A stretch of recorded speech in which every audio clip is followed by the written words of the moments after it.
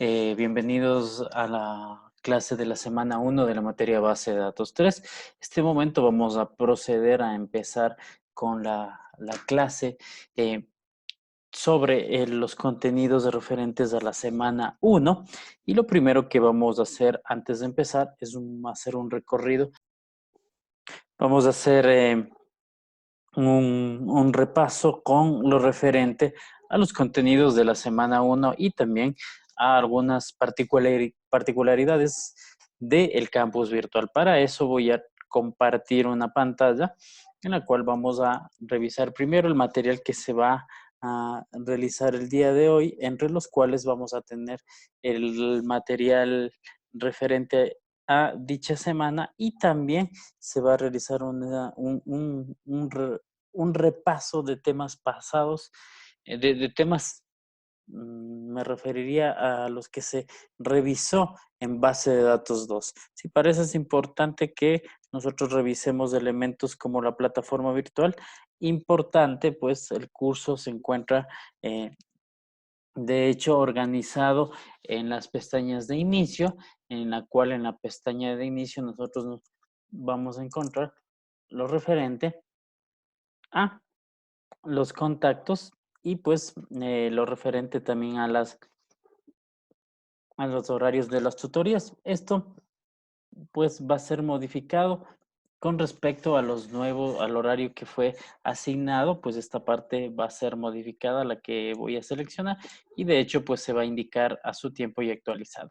Importante también el horario de tutorías académicas, el cual se encuentra establecido, y pues esto pues sí va a mantenerse vigente.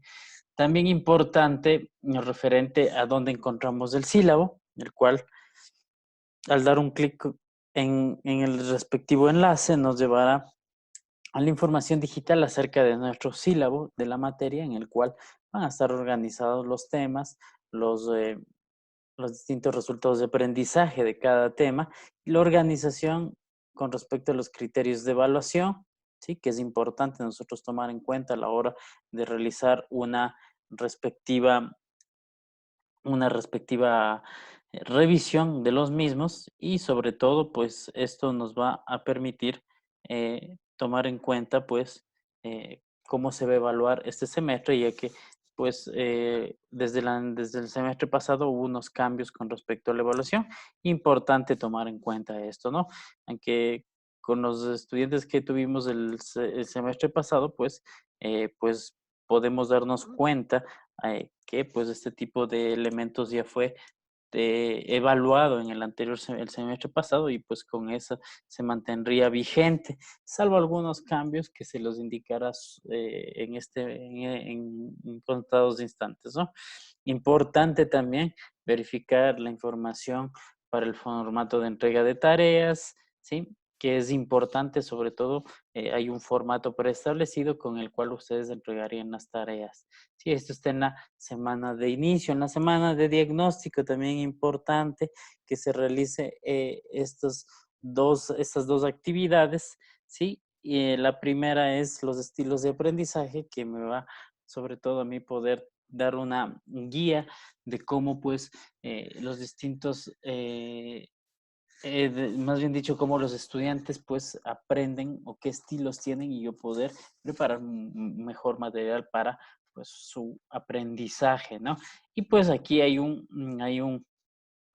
hay un formulario de diagnóstico el cual se va a llenar y realizar pues sobre todo la evaluación o sobre todo la evaluación de diagnóstico, pero tomemos en cuenta que esa evaluación de diagnóstico no tiene ningún tipo de nota, sobre todo es más que todo de carácter informativo para saber o tener un punto de partida para el docente, ¿sí?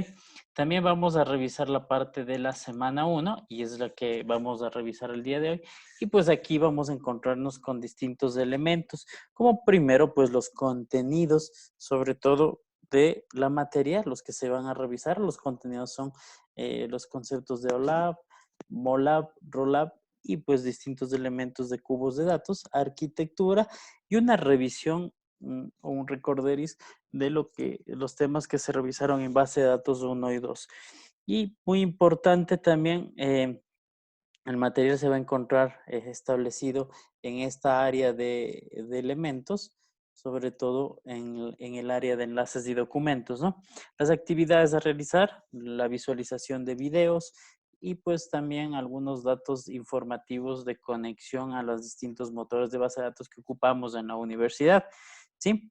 En las actividades de evaluación, pues se solicita que se haga una respectiva tarea referente al siguiente tema y pues el tema en el cual pues se va a revisar es un ensayo sobre este material que vamos a revisar el día de hoy y pues se utilice pues un mapa conceptual como lo es Mindomo, en el cual pues también se explica o se tiene un tutorial que se adjunta en la sección de evaluación.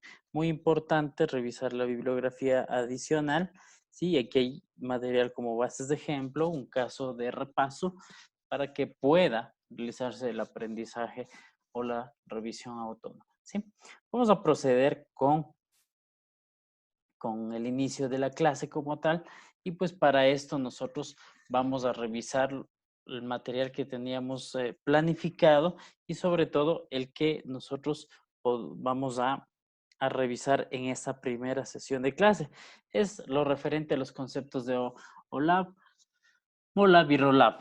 En sí, pues estas arquitecturas nos permiten dar un un concepto de los distintos tipos de base de datos y sobre todo la explotación de data warehouse con respecto a la información que nosotros tenemos. ¿Qué es un rollup? Los datos, la arquitectura rollup nos permite tener los datos los cuales son introducidos directamente en el data warehouse o de una fuente de datos relacional y no son almacenados por separado.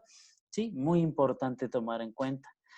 La arquitectura MOLAB es la arquitectura que es precalculada y luego es almacenada en cubos multidimensionales, ¿sí? Y el OLAP mantiene volúmenes de información más grandes en la base de datos y relacional con respecto a agregaciones y datos separados de la base MOLAB. Importante, ¿qué es un data warehouse? Nos permite sobre todo la información acumulada de distintos orígenes de datos o de un origen de datos del cual con respecto a este tipo de elementos nosotros podemos tener la posibilidad de establecer muchos, sobre todo muchos elementos como la toma de decisiones y pues sobre todo distintos tipos de datos como nosotros tenemos. Entonces, un data warehouse nos va a permitir, ¿sí? Nos va a permitir eh, tener un repositorio unificado de todos nuestros datos, los cuales recogen que recogen de diversos tipos de orígenes de una empresa y puede ser físico, lógico, y pues que nos van a permitir tener una información sobre todo de primera mano, para poder ser procesada, para poder realizar un análisis y poder tomar a la postre decisiones, ¿no? Entonces, la información de gestión se compone de conceptos de información como coeficientes de gestión, de los cuadros directivos, de la empresa donde pueden consultar según las dimensiones del negocio que son definidas. Las dimensiones del negocio se estructuran a su vez en distintos niveles de detalle. Sí, este tipo de sistemas ya tiene bastante tiempo en el mundo y nos permite tener cuadros de mando, sobre todo a la hora de la toma de decisiones. El entorno de Data Warehouse nos permite tener sistemas con mayor repercutir sobre todo en sistemas de mayor rigidez, dificultad y de actualización y de mantenimiento en malos tiempos, sobre todo de respuesta, incoherencias de información y falta de datos, de agregación de datos. Importante, los sistemas de soporte de decisión usando tecnologías de Data Warehouse, también llamados OLAP, ¿sí? En sus siglas Online Analytical Processing, nos van a permitir sobre todo tener dichos sistemas. Sobre todo, este tipo de arquitecturas o sistemas OLAP nos permiten soportar requerimientos complejos de análisis, analizar datos de diferentes perspectivas, soportar análisis complejos contra un volumen eh, de datos bastante grande. Y la funcionalidad de los sistemas OLAP se caracteriza por un análisis multidimensional de los distintos datos de una organización. Importante, soportan un análisis de usuario y usan posibilidades de navegación seleccionando la información a obtener. Aquí podemos ver un ejemplo de distintos tipos de datos o cómo se podrían construir los elementos de una arquitectura OLAP, ¿sí? Entonces podemos ver que tenemos en la parte inferior las bases de datos operacionales, las fuentes externas, las mismas que pues son o permiten extraer o realizar un proceso de ETL en el cual pues se permite realizar la extracción, luego la transformación y por último la determinada carga como tal en un cubo de datos OLAP, ¿sí? Y esta información, sobre todo que tiene distintos datos, de distintos niveles de información, de distintas fuentes, va a permitir que pues a su vez me permita realizar una consulta que tenga reportes, que tenga análisis y sobre todo también tener la posibilidad de crear o tener lo referente a la minería de datos, ¿sí? Importante cuando nosotros realizamos o pues utilizamos la arquitectura o los cubos OLAP. Normalmente dice que este tipo de selecciones se ve reflejada en la visualización y estructura multidimensional en campos de selección y nos van a permitir tener un nivel de agregación o sobre todo jerarquía, ¿no? Algo que nosotros debemos tomar en cuenta cuando utilizamos los cubos o la arquitectura OLAP, podemos tener la visualización de atributos o de sujeto frente a las dimensiones de una tabla. Y para esto nos permite tener la posibilidad de rotar, bajar, detallar, expandir y colapsar. En el caso de rotar nos permite alterar las columnas, es decir, permutar las dimensiones de análisis. En el caso de bajar, bajar el nivel de visualización de una jerarquía inferior. En el caso de detallar, informar para una fila en concreto con datos de nivel inferior. Expandir sin lo referente a expansión de la información sin perder la información de nivel superior y el resto de los valores, y el colapsor realizar una operación inversa. Muy importante, sobre todo, tener la posibilidad de consulta. Este elemento de aquí o este enlace que se les va a dejar aquí, pues deben revisarlo pues para ampliar sobre todo los conceptos de análisis y también sobre todo para poder realizar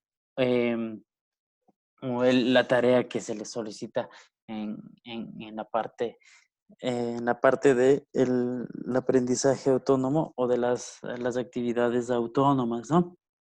Ok, eso es muy importante tomar en cuenta.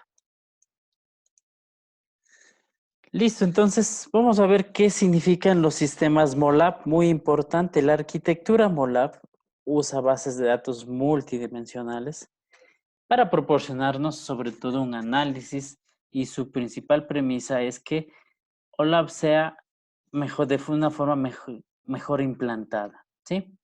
En cambio, Rollup dice que cree que las capacidades de OLAP están perfectamente implementadas sobre las bases de datos. Entonces, el objetivo de MOLAP es tener o pedir o realizar un análisis para saber si es que realmente implementé de forma correcta, ¿no? Entonces, un sistema MOLAP usa una base de datos propietaria y multidimensional en la que se almacena multidimensionalmente, pues para ser visualizada multidimensionalmente. Un sistema MOLAP utiliza una arquitectura de 2 niveles.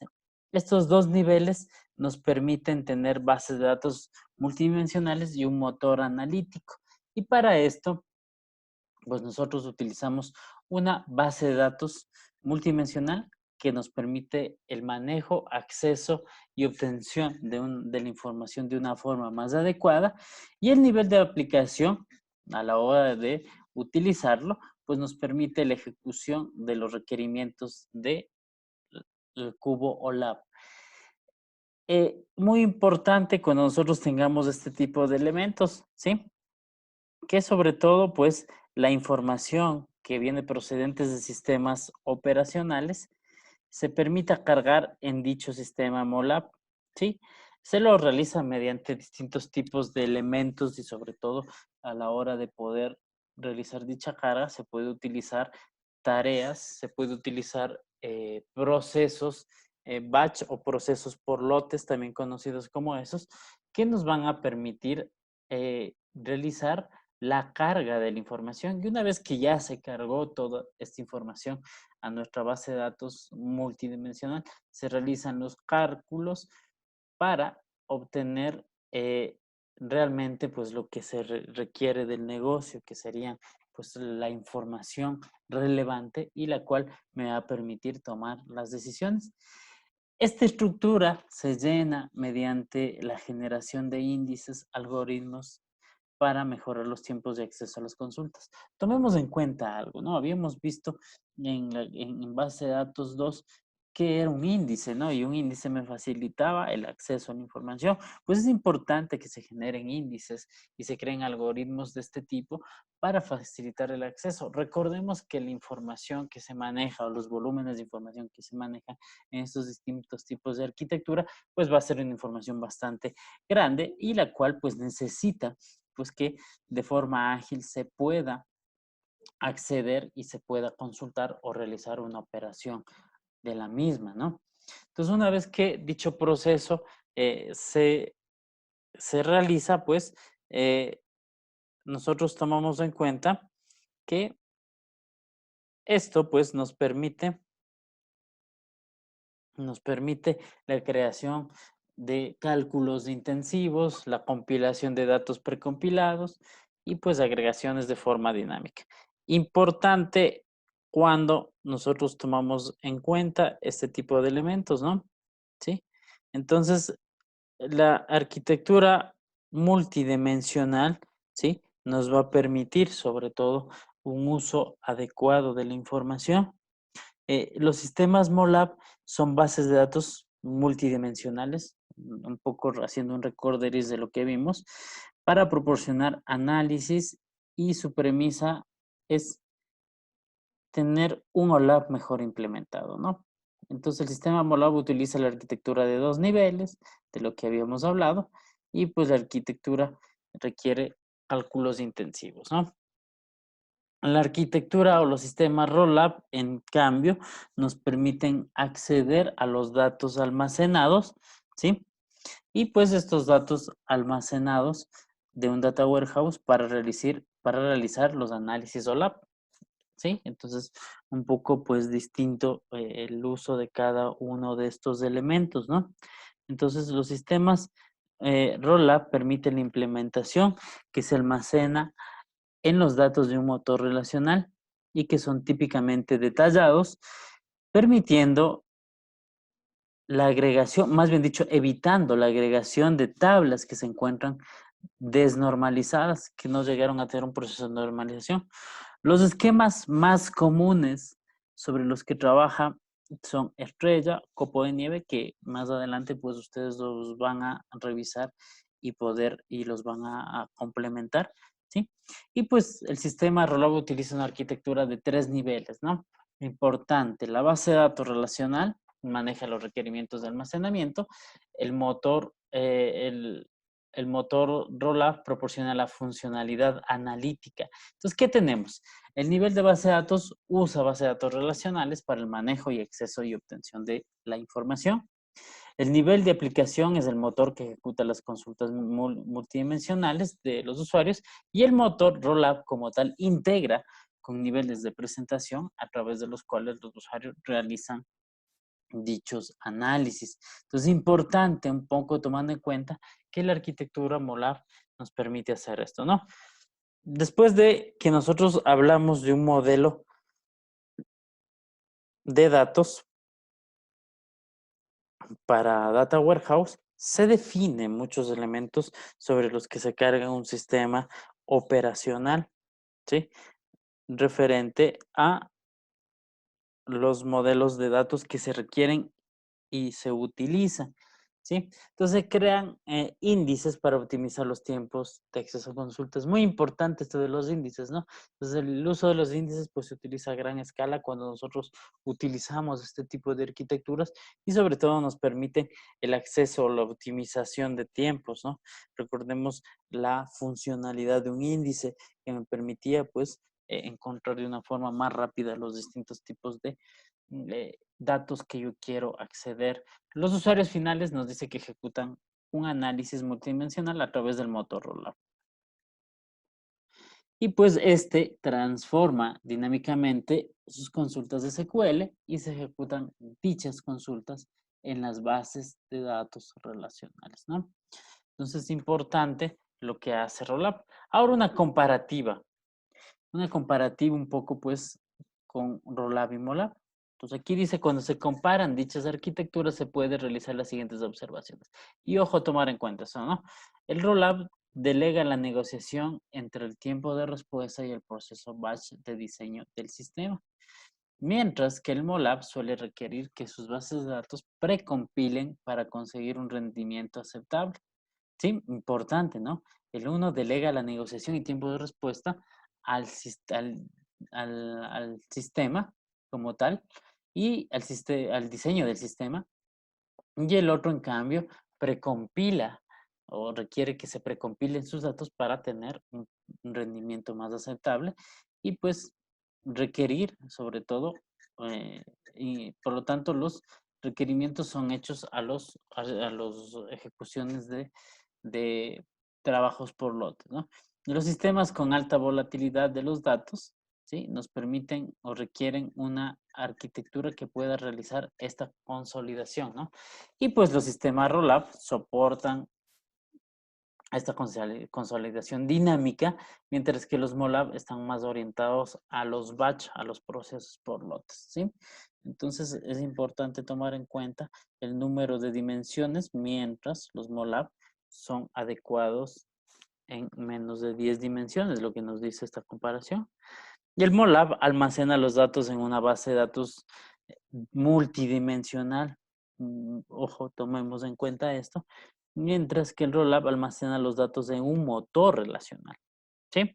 Cosas bastante distintas, ¿no? El MOLAB el Rollup nos permite soportar análisis OLAP contra grandes volúmenes elementales, mientras que el MOLAB se comportan razonablemente con volúmenes más reducidos. Entonces el Rollup soporta mucha más carga de información, ¿sí? Hay que tomar en cuenta, ¿no? Algo también eh, nos permite también en algunos sistemas se utilizan técnicas de compresión de datos para disminuir el espacio de almacenamiento debido a los elementos precalculados. Esto lo hace el MOLAB, ¿no? En cambio, el otro pues utiliza la base de datos como tal relacional y podría soportar más carga de información. Ejemplos de forma gráfica entre MOLAB y ROLLUP. Los MOLAB nos permiten tener unas bases de datos dimensionales y en cambio, pues en el Rollup nosotros podemos utilizar o sacar información utilizando este tipo de relaciones referentes a las tablas o la base de datos que yo tengo, agrupando la información de una forma un poco más lógica, ¿no?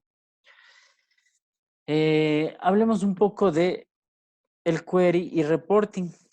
Pues esto es importante a la hora de que este tipo de técnicas nos permiten obtener elementos de consultas e informes. Y dichos elementos de consultas e informes nos permiten sobre todo dar la posibilidad de trabajar con agregaciones sobre la información.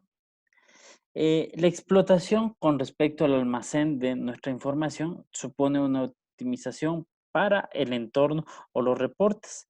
Sí, los data warehouse manejan una estructura o una tecnología mucho más apropiada para este tipo de revoluciones a la hora de nosotros realizar reportes para análisis, ¿no? Los sistemas de query y reporting no son basados en almacenes de datos y nos sobreponen o nos dan la posibilidad de caracterizarse por la complejidad sobre las consultas. Entonces, los datos, la explotación mediante, de un data warehouse mediante query reporting nos permite dar una gradación sobre la flexibilidad de acceso y pues sobre todo proporciona una mejor experiencia de usuario, ¿no? Este tipo de herramientas nos van a permitir sobre todo tener información de primera mano, ¿no? Y pues dice que tenemos 3 niveles, ¿no? Se recomienda el mantenimiento al menos en 3 niveles. Los usuarios poco expertos podrían solicitar la ejecución de informes o consultas predefinidas, ¿sí? Los usuarios, bueno, según parámetros predeterminados, los usuarios con cierta experiencia podrán generar consultas más flexibles mediante una aplicación que proporciona una interfaz gráfica, muy importante a la hora de que esta información sea para usuarios finales, y los usuarios altamente experimentados podrán escribir total o parcialmente una consulta en lenguaje de interrogación de datos, ¿no? Entonces, los sistemas de query reporting nos proporcionan ciertos niveles de dificultad tanto como proporcionar una interfaz gráfica, como también dar la posibilidad a que personas que conozcan puedan utilizar un lenguaje para poder realizar dichas consultas en nuestra base de datos. Sí, muy importante sobre esto.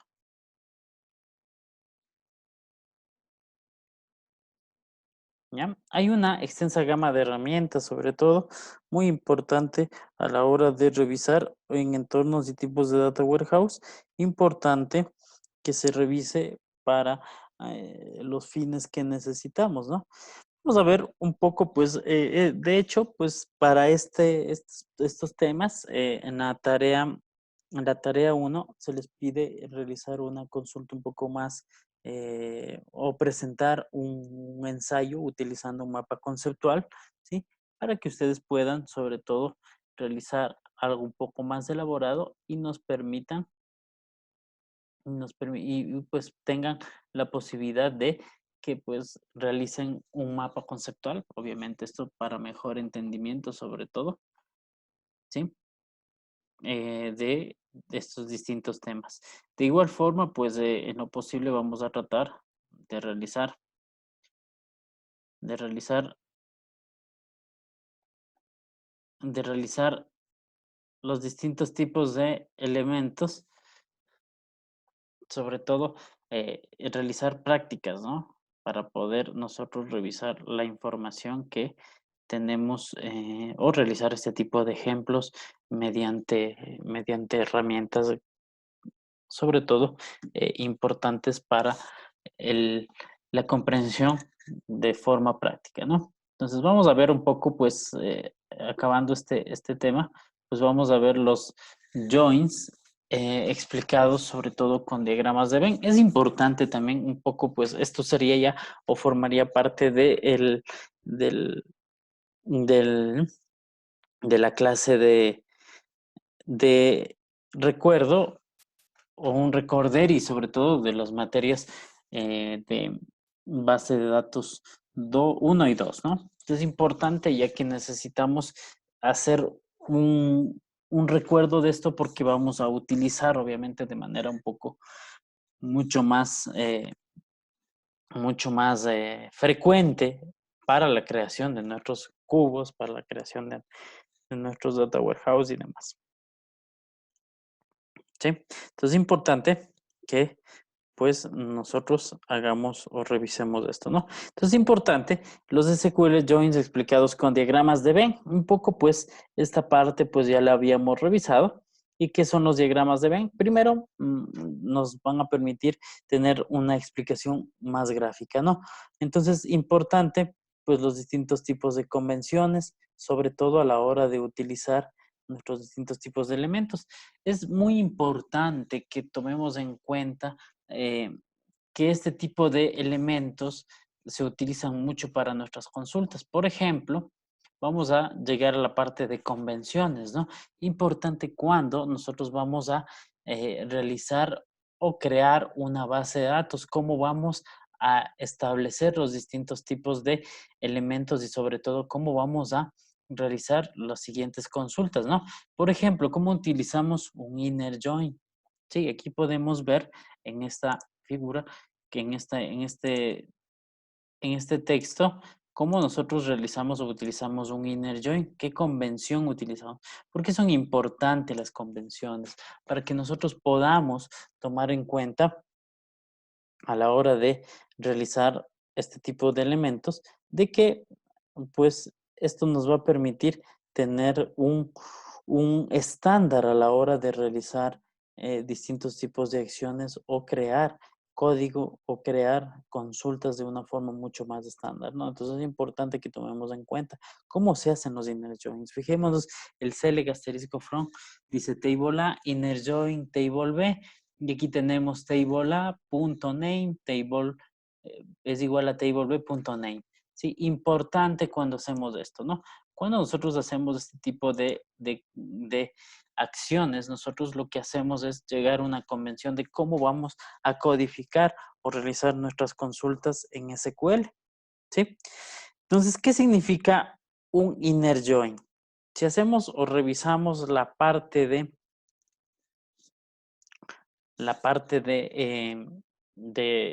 con diagramas de Venn, podemos darnos cuenta, ¿sí? Que al realizar este tipo de acciones, ¿sí? Podemos realizar este tipo de relaciones, ¿no? Entonces, ¿qué es lo que nos dice aquí? Que el resultado solo es el conjunto de registros que coinciden en ambas tablas. Cuando yo hago un inner join, yo tengo la posibilidad de solo sacar los registros coincidentes de ambas tablas. Por lo general, es lo que me permite, sobre todo a la hora de obtener información coincidente. Recordemos, si no utilizamos un inner join, ¿qué sucede cuando utilizo las tablas?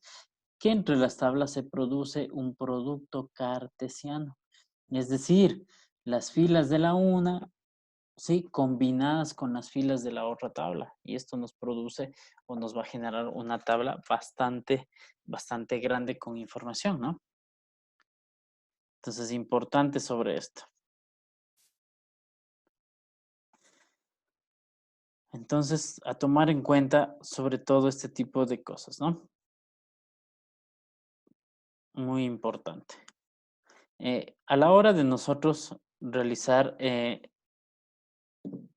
otro tipo de concatenación de tablas, por ejemplo, al usar el full outer join, que es el que tenemos aquí, ¿sí? Nosotros utilizamos otro tipo de concatenación, ¿sí? En el cual estamos indicando, ¿sí? Sobre todo la realización de distintos tipos, ¿sí?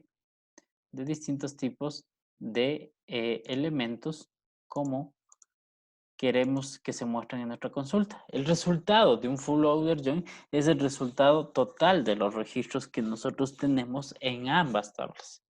¿Sí? A tomar en cuenta esto cuando realizamos sobre todo la concatenación utilizando un full outer join. ¿Sí? Entonces un full outer join me muestra el resultado de ambas tablas. Es decir, si no hay coincidencias, se asignan valores nulos. ¿Sí? O sea, se hace la multiplicación de todos los valores que nosotros vamos a tener. Entonces, a la hora de nosotros utilizar este tipo de elementos, nosotros vamos a ver la posibilidad de utilizar el full outer join para realizar este tipo de acciones. ¿Sí? También vamos a tener el full outer join utilizando un where. Si no utilizamos un where, vamos a tener todos los datos, ¿sí? Y si utilizamos un where, nos va a decir que si son nulos, los vamos a quitar. Fijémonos el resultado de un full outer join, ¿sí? Entre las dos tablas, ¿no? Si hay datos coincidentes, me va a poner eh, eh, los valores, ¿sí? Por ejemplo, en el caso de acá, si hay valores coincidentes del full outer join, me pone los dos valores. Y si no, me va a poner un null. Sí, eso es lo que hace, se asignan nulos. Si yo pongo un where aquí, en donde diga si son solo los nulos, me va a mostrar solo los valores que son nulos. Y obviamente mi resultado va a ser el que tenemos en el gráfico, en donde solo los resultados coincidentes no se van a mostrar.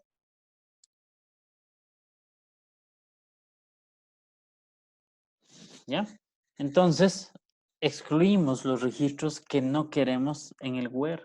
¿Sí? Si hubiera querido poner los que sí son, los que no son nulos, pondría un is not null y me saldría un resultado como el que tengo aquí, como un inner join. ¿Sí? Importante, ¿no? Entonces, con el full outer join mostramos todos los datos coincidentes, nos aparecen de esta forma, los resultados coincidentes, los que les voy a seleccionar a continuación, y los resultados que no son coincidentes nos aparecen con un nulo, ¿sí? Tanto en un extremo y el otro. Hablemos que en la parte derecha tenemos la tabla A, ¿sí? Que la voy a poner de color verde.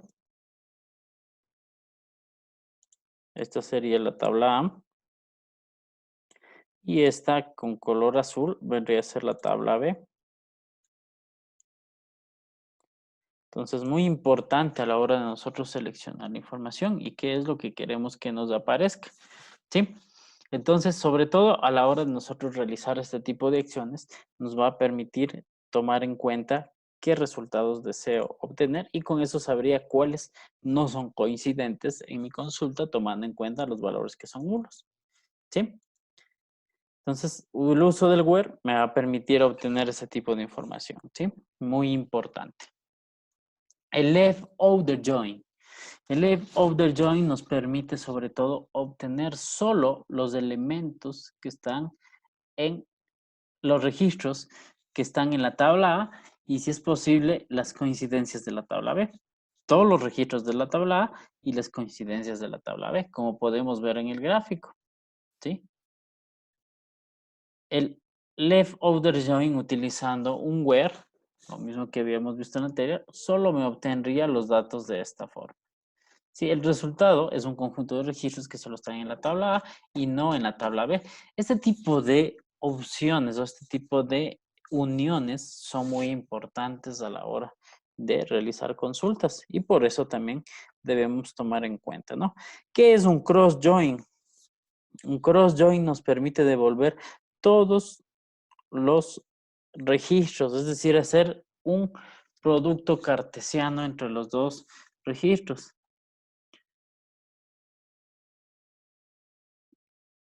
Entonces el cross join nos permite hacer un nos permite hacer un plano cartesiano entre los dos valores. Si tenemos tres filas y tres filas en cada tabla, el resultado sería 9, ¿no? Entonces esto es muy importante.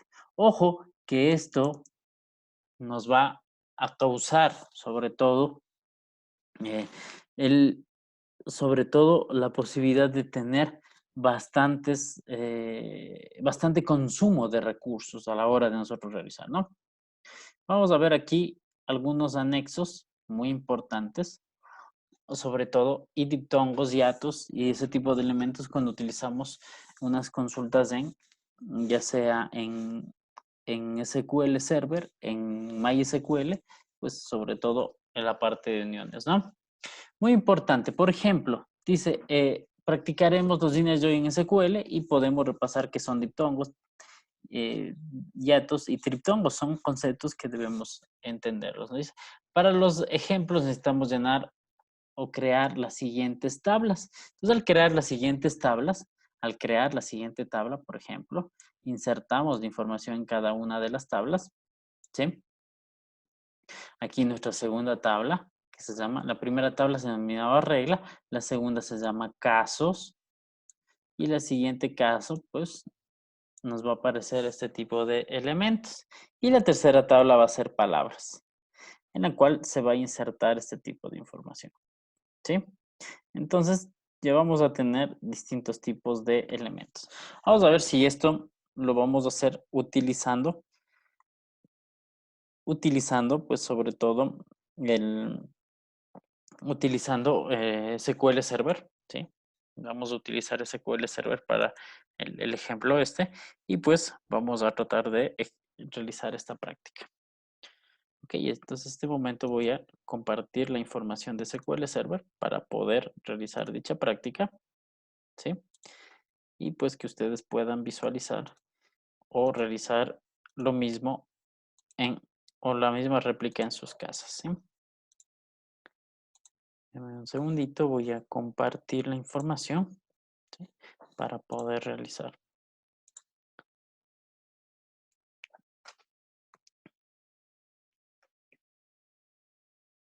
Entonces, primero que nada, vamos a realizar la creación de nuestras tablas. Voy a copiar la información.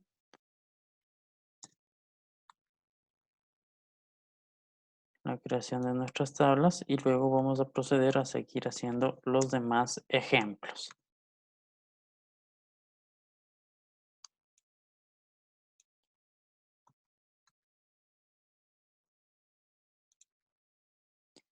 Ok, entonces primero lo que vamos a hacer es tratar de abrir el SQL para poder realizar dichos elementos y poder realizar la inserción. En este momento estoy copiando la información para poder mostrar.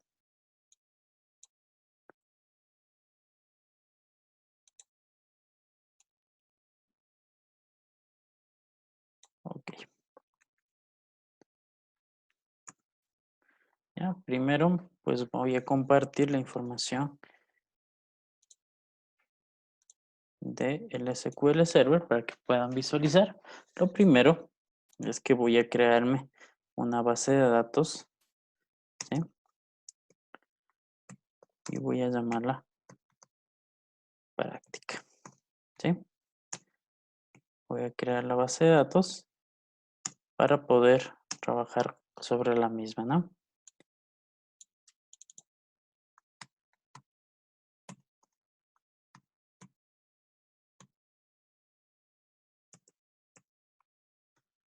Create database, ¿sí? Y aquí le pongo un use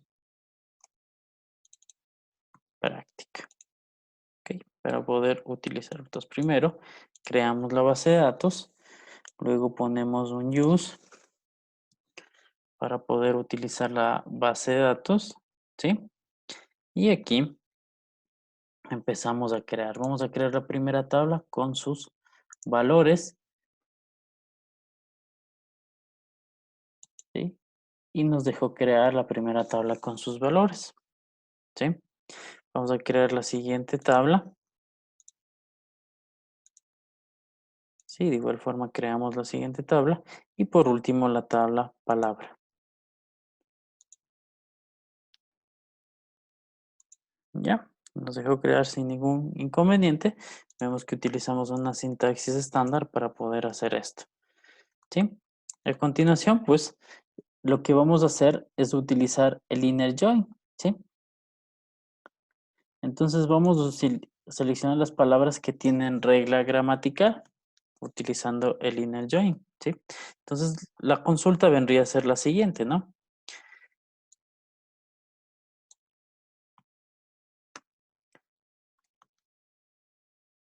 La consulta vendría a ser la siguiente. Seleccionar, ya tenemos, seleccionar la cadena y el nombre, dice, de quienes coincidan con palabras que tienen regla, ¿no? Fijémonos en este ejemplo, ¿sí? ¿Y qué es lo que obtenemos nosotros como resultado? Obtendríamos las palabras que tienen una cadena, en este caso vendrían a ser 15 filas, ¿sí? 15 filas que tengan la palabra cadena. Si nosotros verificamos en nuestras tablas, ¿sí? Un poco eh, visualizando esto, pues nosotros nos damos cuenta que en la regla tenemos la palabra, tenemos la tabla palabra y la tabla regla. Y en la tabla palabra nosotros tenemos campos con los cuales vamos a unir, que estamos uniendo la regla con la regla, ¿no? Entonces aquí tenemos una regla, ¿sí? Una regla y tenemos aquí también las palabras. La tabla regla tiene su ID regla, ¿no? Entonces estamos haciendo una unión de estas dos tablas. Si nosotros visualizamos las dos tablas, de acuerdo a lo que tenemos aquí, ¿sí? Aquí tenemos la tabla práctica y hacemos un diagrama de esto para poder visualizar. Y aquí nos vamos a encontrar con las tres tablas. Nosotros nos damos cuenta que en las tres tablas, pues nosotros tenemos los elementos relacionados, ¿no? Tanto como palabra con regla. Tenemos un ID de regla que obviamente este ID pues nos va a permitir realizar la selección y es lo que estamos haciendo aquí. Estamos seleccionando solo las palabras que contienen regla, ¿sí? Es decir, quiénes de nuestro gráfico, pues qué palabras tienen un ID de regla. Ahora vamos a ver vamos a toparnos con algunos casos y ejemplos de los que vimos en los anteriores ejemplos del SQL, ¿sí?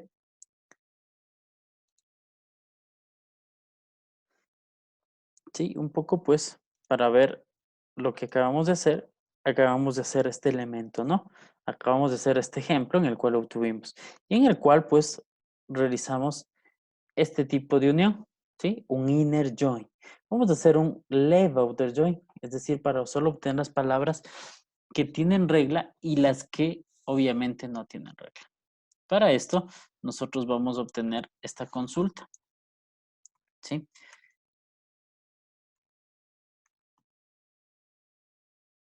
Entonces vamos a obtener esta consulta que la voy a copiar y pues voy a pasar al SQL para realizar su consulta. Entonces vamos a hacer el left outer join y como vemos en el left outer join, al hacer la consulta vamos a obtener 18 registros que van a ser 3 que van a estar en nulo. ¿Sí? Si nos fijamos, aquí tenemos el que está en nulo, tenemos tú que está en nulo y ver que está en nulo. Es decir, estos elementos, ¿sí? Tomando en cuenta el ejemplo que nosotros tenemos, ¿sí?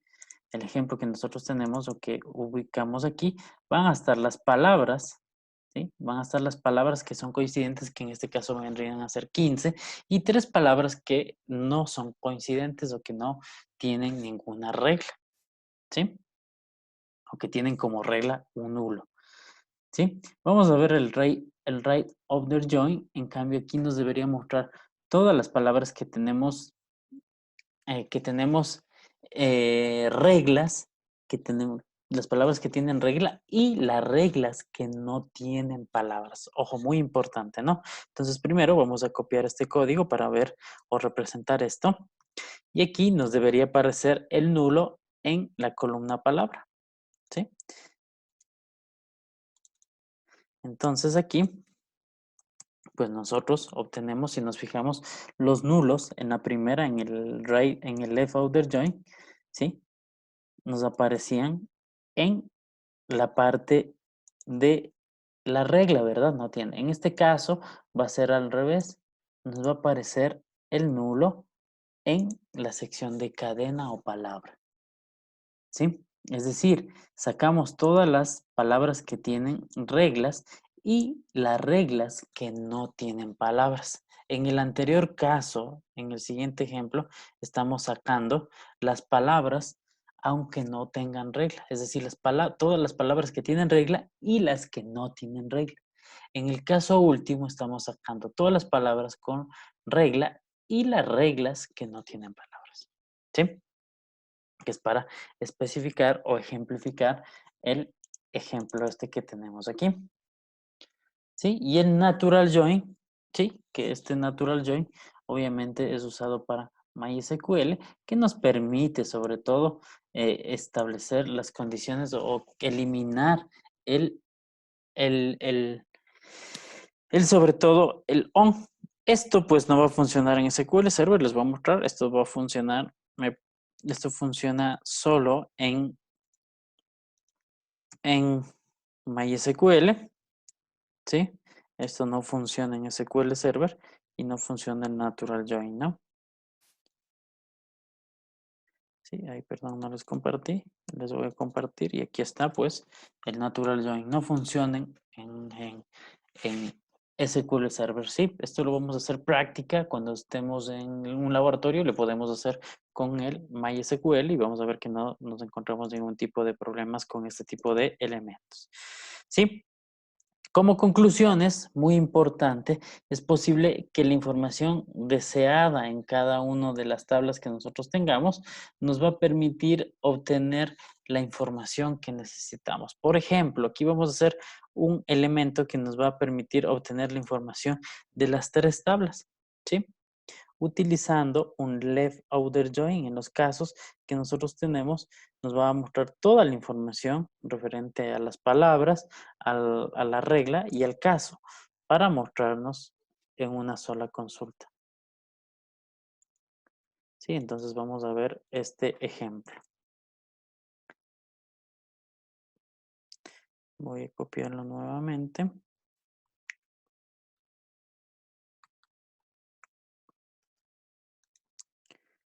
Y pues con este ejemplo podríamos ver la información que tenemos. Aquí no se utiliza el if null, se utiliza el is null. ¿Sí? En vez del if null en SQL Server, el if null se utiliza en MySQL, ¿no? Y aquí podríamos hacer la consulta sin ningún inconveniente. A ver, me dio un error. Ya, aquí me faltaría especificar el valor que quiero poner si es nulo, ¿no? Eso fue lo que me faltó, por eso me dio un error, ¿sí? Y aquí ponemos que si es nulo me muestra el espacio en blanco, ¿no? Entonces, muy importante a la hora de nosotros utilizar este tipo de sentencias como el outer join, el left outer join a la hora de utilizar, ¿sí? Otro elemento también que podemos utilizar es la creación de vistas. Y la creación de vistas nos va a permitir sobre todo tener una posibilidad de obtener una consulta mucho más práctica y sobre todo que podamos reutilizar y no tener que estar reescribiendo de nuevo la misma, es la creación de vistas, ¿no? Entonces una vista es una tabla virtual que está almacenada y que puede ser utilizada, ¿sí? Que puede ser utilizada para, pues, distintos tipos de elementos, ¿no? Entonces aquí vamos a ver la creación de la vista. Aquí pongámosle un isNull. Aquí estoy utilizando el isNull para la creación de la vista.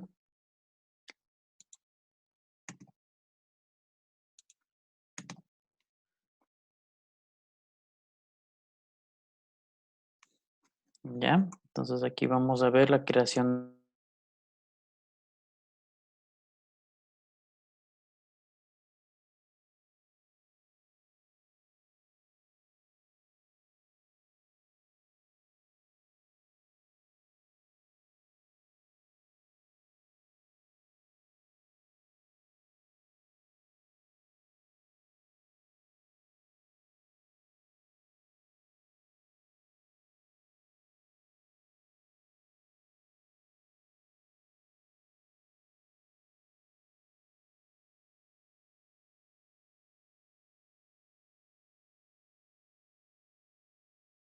Ok, perdón, se corta un poco la conectividad, pero bueno, aquí vamos a ver la creación de vistas.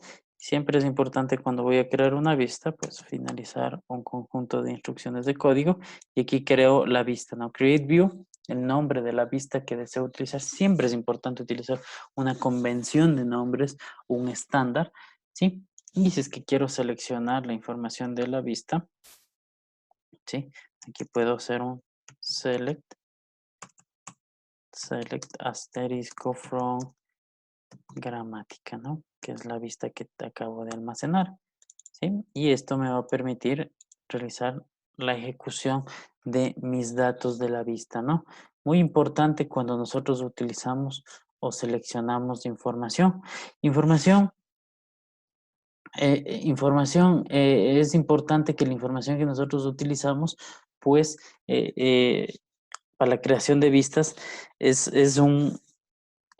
tenemos la posibilidad de tener sobre todo información referente a consultas a las que puedo reutilizar, ¿no? Es la creación de vistas, entonces va a almacenarse realmente una tabla virtual con la definición de la consulta de los datos que quiero obtener, que puede ser referente a una o varias tablas, ¿no? Entonces, para eso me sirve la creación de vistas.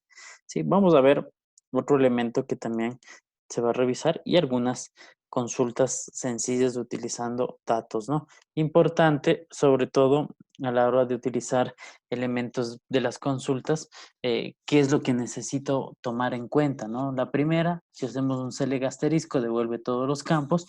Si utilizamos o utilizamos la especificación de campos, solo me devolverá la información de los datos. Entonces, en algunos casos, pues, es innecesario el uso del asterisco cuando menciono todos los campos, ¿no? El select asterisco me menciona todos los campos de la tabla o tablas que haya mencionado en la cláusula from. Eso es importante tomar en cuenta, ¿no? Devolver un subconjunto de campos, ¿sí? Es utilizando un distinct. ¿Cuándo se utiliza un distinct? Cuando queremos devolver los resultados no de filas, pero que no estén repetidas, ¿sí? Eso quiere decir, de acuerdo a los campos que puse en el select, si yo quiero devolver solo los valores únicos, utilizo un distinct. Hay que tomar en cuenta cuando se utiliza un distinct, el distinct me permite excluir los repetidos y para esto obviamente ejecuta un algoritmo el cual realiza el procesamiento de eliminar los no repetidos, ¿no? Entonces es importante que también a la hora de utilizar el distinct nosotros tomemos en cuenta que esto implica o conlleva sobre todo un consumo de recursos de CPU y pues memoria también, ¿sí? Cuando nosotros utilizamos la cláusula where, también hay que tomar en cuenta que la cláusula where nos permite realizar un filtro de filas o una restricción de filas. Es decir, que los datos que están en el where nos van a permitir, sobre todo, mostrar solo quienes coincidan con esa condición. El where entonces nos permite devolver elementos de nuestros datos tomando en cuenta las condiciones que nosotros utilizamos para mostrar información, ¿no? El where me permite filtrar dicha información, ¿sí? Entonces es importante que, pues, cuando utilizamos where, utilicemos los distintos operadores de comparación o relacionales, los cuales van a estar acompañados de cuando yo especifique un determinado campo, ¿no? Importante saber cuándo y cuáles son los operadores que utilizo. Menor que, mayor que, distinto. Ojo, el distinto es la combinación de un menor y un mayor. Menor igual que, mayor igual que, y pues el igual, ¿no? Esto pues va a sobre todo darnos una posibilidad a la hora de utilizar elementos como el filtro de información mediante la cláusula where, ¿sí? Adicionalmente también nosotros podemos utilizar distintos tipos de operadores lógicos como el AND, el OR, que nos van a permitir realizar un filtro de datos. Si es que quisiera utilizar más de una condición en el where, puedo poner utilizando un AND o también un OR, dependiendo lo que quiera filtrar, ¿sí? También tenemos otras condiciones que nos permiten establecer o extraer datos utilizados en el where, en la cláusula where, como son el between, que nos permite obtener un intervalo de valores, el like, que nos permite utilizar o comparar patrones de texto, bastante interesante esto, utilizando comodines como el porcentaje, que es un sustituto para cero o más caracteres, el sustituto para el carácter que me extraiga exactamente, ¿sí? Y estos deben estar utilizados en eh, sobre todo entre apóstrofes, ¿no? Utilizando valores de entre apóstrofes, ¿no? Acá tenemos un ejemplo en el cual estoy diciendo que quiero encontrar la ciudad que empiece con el texto val, el símbolo de porcentaje me permite indicar que esto, pues, estoy queriendo obtener todas las ciudades que empiecen con val, ¿sí? Acá también puedo tener el operador IN que me permite indicar el número o los elementos que yo quiero filtrar y que se encuentren dentro o que se encuentren en esos valores. Es decir, por ejemplo, utilizo para comparar una lista de valores prefijados, de modo que devuelva si el campo indicado pertenece a la lista. Es muy indispensable que aquí pues va a verificar cuáles se encuentran en esa lista, ¿no? No va a decir si todos se encuentran en esa lista de ciudad. Si en ciudad yo tengo como ciudad Sevilla, Córdoba, Huelva o Cádiz, va a devolver todos esos valores que coincidan con esos.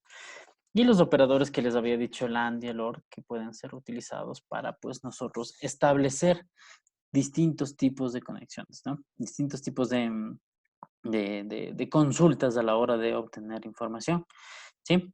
Entonces, devuelve los registros pertenecientes a direcciones que tengan nuestro código postal. Pues en este caso, pues dice, quiero obtener en el CLG asterisco from dirección, que dice que sea Sevilla, donde el CP, el código postal, sea 41009, o la ciudad de Córdoba, y no sé ese código postal 14010. ¿Sí? Entonces, es muy importante cómo establezco, ¿no? Aquí en el AND significa que los dos registros, tanto Sevilla y código postal, tienen que cumplirse, ¿sí? Si es que uno de los dos no se cumple, pues me devuelve falso. El OR, o si es ciudad, no importaría si es que se cumple con esta condición. Siempre y cuando el primero sea verdadero o falso, pues me va a devolver un valor. Y pues que no sea corto, que no sea ese código postal. Entonces puedo crear una infinidad de elementos, pero siempre es importante cuando utilizo este tipo de condiciones el uso de paréntesis para poder excluir y tener una forma más adecuada de poder tener nuestra información mucho más ordenada y sobre todo qué es lo que queremos filtrar, ¿no? Aquí en este caso dice que voy a buscar siempre y cuando sea Sevilla y ese código postal, o pues puede ser Córdoba y pues que no sea ese código postal. Entonces, muy importante esto, ¿no? Elementos como ordenación, tomar en cuenta también, esto se revisó en base de datos 2, ¿sí? En donde se indica pues cuáles son los criterios de ordenación, el orden o el orden en el que se especifica, sobre todo en la cláusula order by, es importante, ¿no? Y me indica la prioridad de ordenamiento, ¿sí? Si yo pongo por provincia ascendente, coma, número habitantes descendente, quiere decir que primero voy a ordenar por provincia. Si es que hubiesen condiciones en provincia, se ordena por la siguiente condición, que sería el número de habitantes. Pero si no hubiesen coincidencias, es decir, no tengo datos repetidos en provincia, automáticamente pues se va a ordenar por solo provincia. ¿Sí? Entonces, tomar en cuenta esto, el orden es importante a la hora, más bien dicho, la prioridad en la que especifico los campos en order by es importante, sobre todo a la hora de nosotros realizar un ordenamiento de mis datos, ¿sí? La devolución de expresiones utilizando o sobre todo el uso de alias, muy importante, que el uso de alias es importante cuando utilizamos el as a continuación del campo. Nos permite sobre todo tener un alias y sobre todo el uso de alias nos va a permitir abreviar el nombre de los campos. Utilizado, es utilizado para, sobre todo cuando tenemos coincidencias con nombres de otros datos y evitamos la ambigüedad para que no tengamos, cuando tenemos columnas que tienen el mismo nombre y son de distintas tablas, para que a la hora de realizar la consulta se sepa de qué tabla yo quiero obtener la información. Entonces, muy importante que utilicemos esto. El uso de funciones también es importante que recordemos. Esto también lo vimos a la hora de utilizar base de datos 2, ¿sí? Cuando se utilizaba también para obtener funciones de grupo o pues para obtener funciones específicas, ¿no? Para las funciones de grupo también utilizamos pues distintos tipos de elementos como eran sobre todo el uso de consultas agrupadas o el agrupamiento de datos, ¿no? Habíamos dicho que en uno de los casos, pues, cuando yo iba a obtener solo un dato, no era necesario agrupar. Y pues, cuando pues especificaba una columna extra en el group by, yo tenía que pues utilizar sobre todo cuando especificaba una columna aparte de la función de grupo, como un count, un sum, necesitaba especificar dicha columna en el group by, ¿no?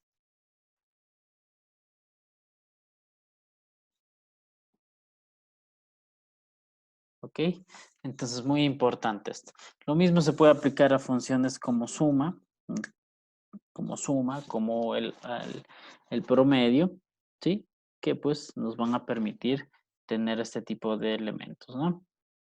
Acabamos del group by, cuando quiero utilizar para un promedio, aquí vemos que puedo utilizar un redondeo de datos, pero ojo, estoy utilizando en el que estoy seleccionando, estoy utilizando una función de grupo. Además, tomamos en cuenta que también hago un ID de pedido, un select ID de pedido. Es decir, necesariamente cuando utilizo una función de grupo y pongo una columna extra, necesito especificar en el group by. El having, el uso del having era para realizar una restricción o sobre todo un filtrado de grupos. Es decir, yo primero hago una consulta de este grupo, digo, voy a sacar el promedio del precio de línea y voy a redondear a 4 decimales, ¿sí? Y pues quiero saber siempre y cuando el precio de línea sea menor que 10 y solo saco los grupos del ID de pedido que coincidieron con ese precio de línea. ¿Sí? Entonces, todo este tipo de cosas me ayuda a obtener la información. Solo lo que debemos recordar, y es muy importante esto lo que estamos revisando en este recuento, es que tomemos en cuenta que debemos utilizar funciones de estándar. Es muy importante tener este documento a la mano y pues con eso pues nosotros podamos tener una idea de las funciones y sobre todo las recomendaciones que tenemos con respecto a nuestros datos. ¿Sí? Aquí hay una vasto número de funciones, ¿no?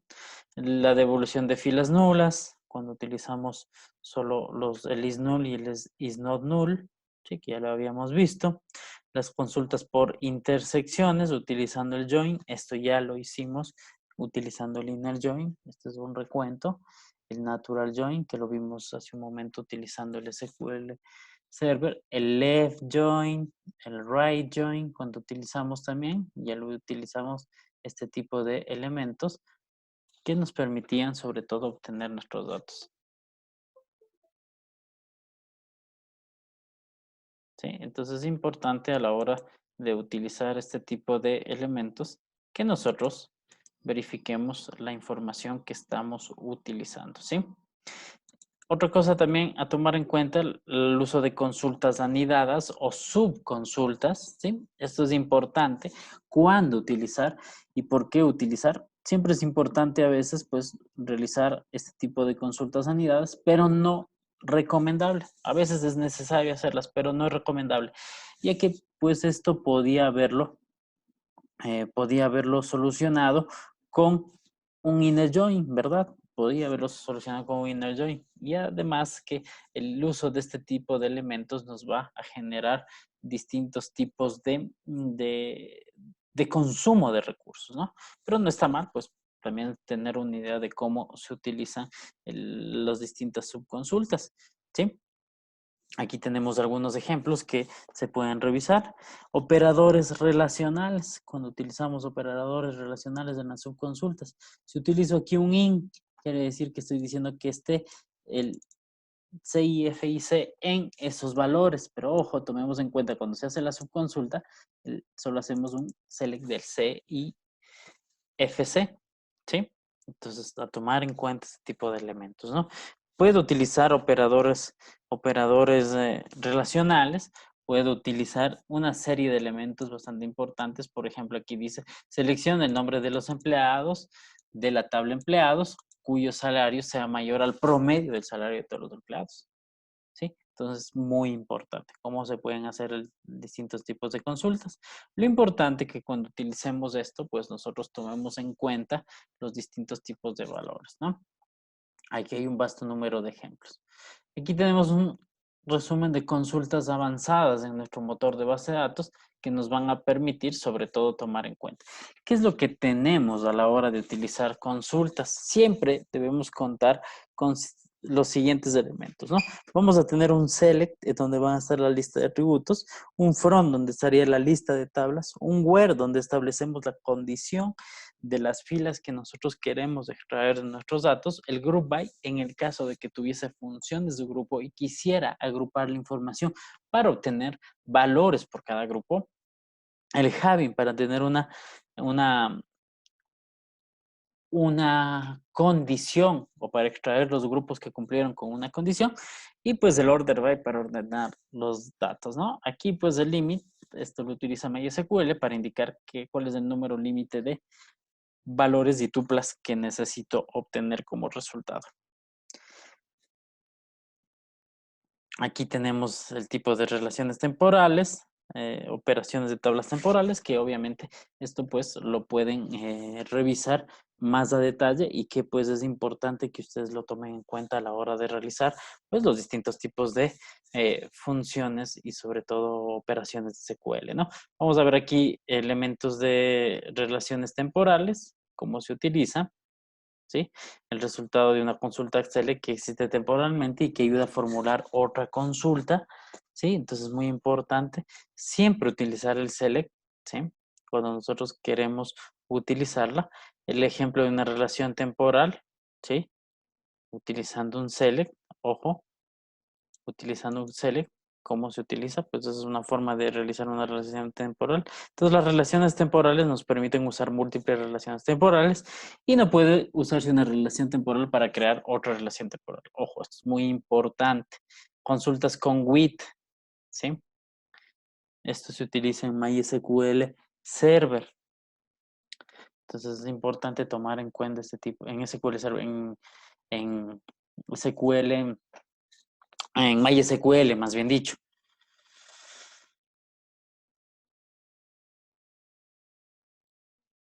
Ok, tomar en cuenta esto, ¿no? También podemos tener ejemplos cuando utilizo un with es con el objetivo de tener información de temporal de datos y que podemos nosotros reutilizar, ¿no? Entonces, algunos de los proveedores soportan with, dice por ejemplo MySQL, en la versión 8, no todas las versiones soportan el with, ¿sí? Y pues eso debemos tomar en cuenta, ¿sí?